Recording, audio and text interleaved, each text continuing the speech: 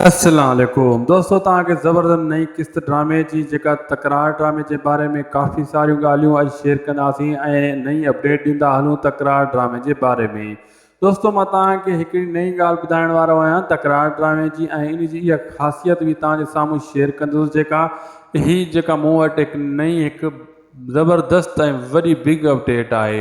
दोस्तों, वीडियो के आखिर ताईं ज़रूर ॾिसो ऐं थी सके तो उदासी टीवी यूट्यूब चैनल के भी ज़रूर सब्सक्राइब करे छॾियो। हलूं था पंहिंजी अपडेट की तरफ। दोस्तों, पहिरीं ॻाल्हि त हाणे जेका किस्त हली रही आहे हिन टाइम तव्हां ॾिठो हूंदो ऐं ॾिसी रहिया हूंदो, थी सके तो मुंहिंजी वीडियो बाद में ॾिसी रहिया हो। इन में दोस्तों हिकिड़ी नई शइ थियण वारी आहे अचण वारी किस्तनि में, उहा आहे नवाब खान ऐं सिजावल ऐं शेर अली।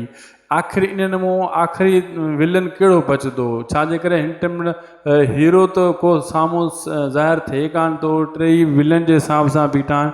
मां तव्हांखे वाज़े कंदो ॿुधाईंदो हलां दोस्तों, हीरो तो मूसा ही आहे आख़िरी इन ड्रामे जो तकरार जो, लेकिन थी सके तो अॻिते हली शेर अली के भी हीरो आणनि या वरी हाजन अली के हीरो जे हिसाब सां आख़िरी अवार्ड उन्हीं के ॾिनो वञे। इन ड्रामे में अचानक तब्दीलियूं थी वेंदियूं आहिनि, कंहिंखे का ख़बर न पवंदी आहे।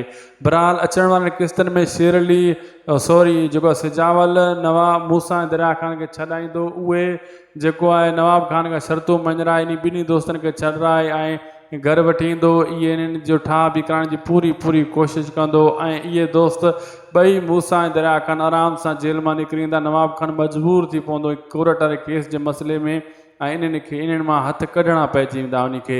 दोस्तों, वीडियो पुॻो पुॼाणी ते ख़ुदा हाफ़िज़।